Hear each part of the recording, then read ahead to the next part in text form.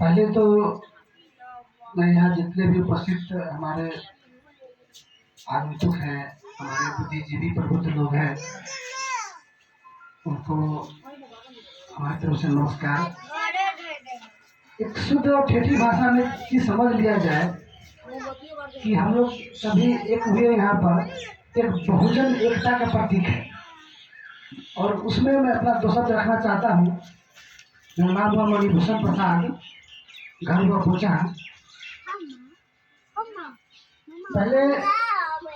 सबसे पहले हम लोग को एक चीज ध्यान देना है कि हम लोग अपने समाज को शिक्षित करें, संगठित करें।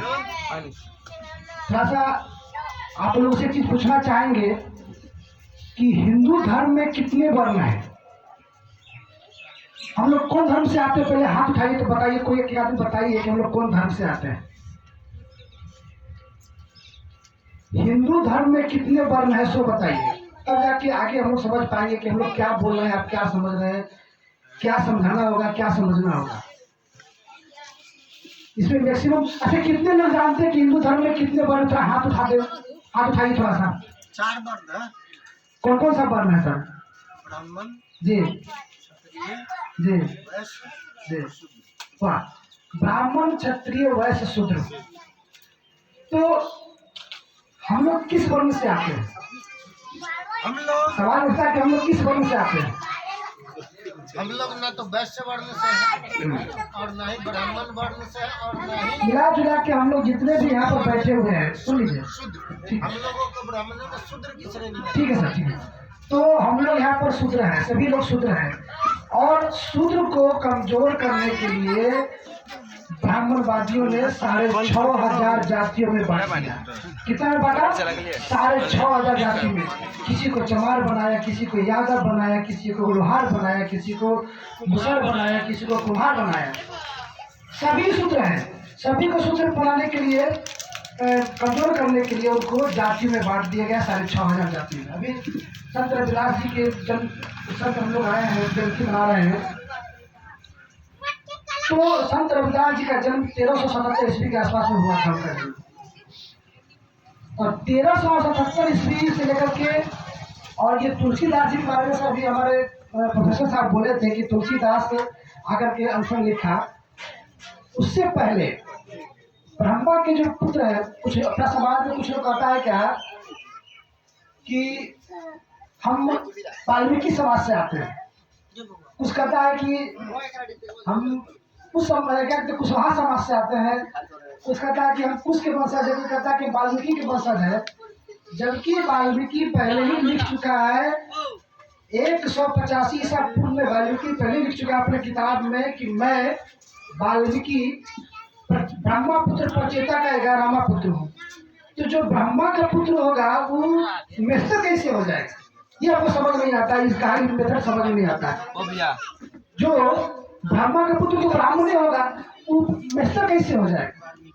तो संत रविदास जी को जो झेलना पड़ा, जो ये लोग समाज में आए, समाज को सुधार करने के लिए जब उसकी कृति को पढ़े, वाल्मीकि चीज को पिरो के समाज में लिख दिया कि ऊंच नीच कौन है, शूद्र कौन है, सब कुछ पिरो के लिख दिया।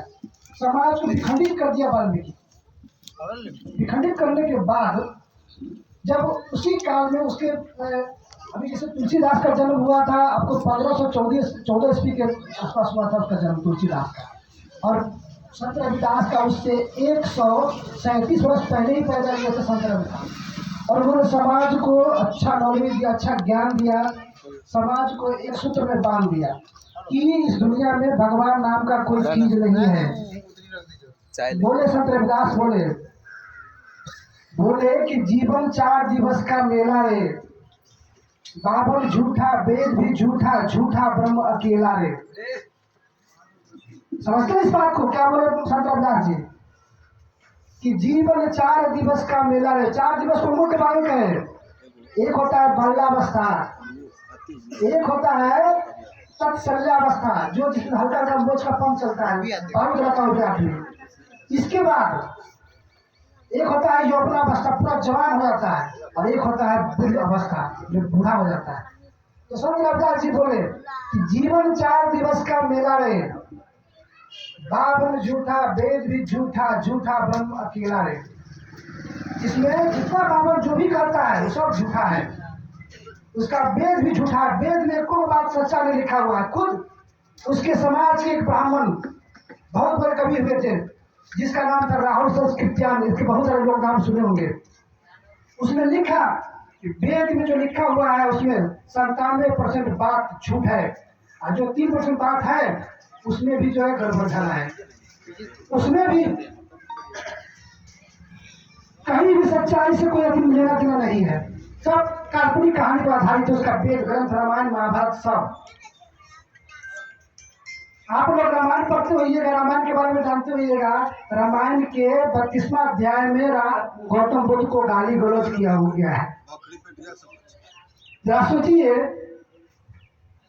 अब इसका मतलब है कि गौतम बुद्ध रामायण से पहले थे, राम से पहले थे, लेकिन अपना समाज में जो पढ़ा दिया कि तू चमार है, तू मलाह है, तू ग्वार है, तू यादव है, तू उससे ऊंचा है, तुमसे वो नीचा हुआ है, तू उससे बड़ा है, इस सब में लगे रह गए।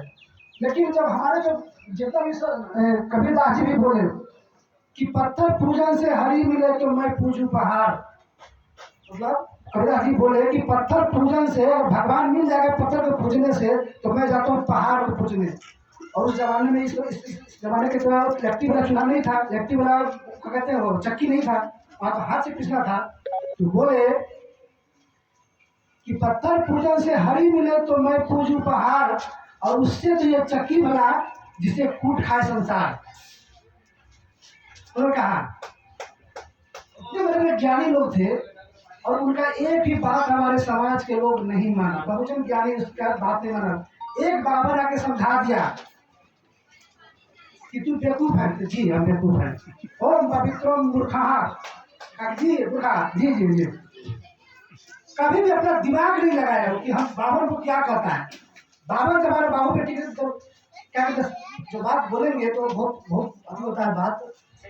तो समाज में ब्राह्मण जो कहा हम माने, लेकिन हमारे पूर्वज ने जो कहा वो नहीं माने। उसने कहा कि बाबर झूठा है, उसका वेद भी झूठा है, उसका सारा ग्रंथ झूठा है, कुछ भी उसमें नहीं है। तुमको डराने के लिए, तुमको गुलाम बनाने के लिए उसने लिखा है ऐसा। लेकिन यही उसका बात मानते हैं। जैसे अभी हमारे सर बोल रहे थे, कृषि अधिकारी बोल रहे थे कि अभी जितना भी जाता है छोड़ बोल रहा हूँ, देखते खाली छोटा जाके धिया पुता सब बोल करते रहता है खूब। और एक बार की बात है कि एक आदमी गया कि ठीक है पूछते हम लोग जब भी